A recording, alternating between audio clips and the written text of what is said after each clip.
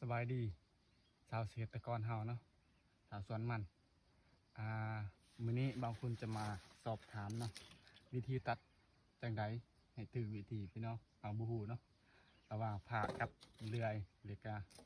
จักสตินเนาะแต่ว่าตอนนี้เฮาบ่มีจักสตินถ้าจะสอบถามตัดกับผ่าก่อนระหว่างตัดกับผ่าตัดแบบนี้กับแบบนี้แบบใดดีกว่ากันพี่น้อง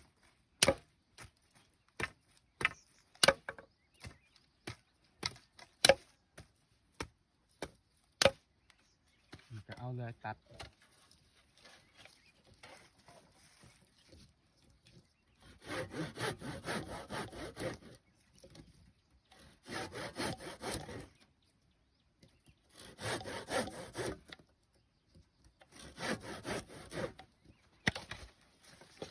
ระหว่างตั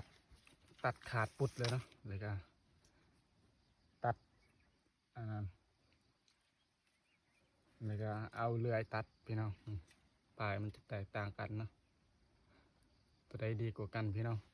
สอบถามเนาะคลิปนี้จะมาสอบถาม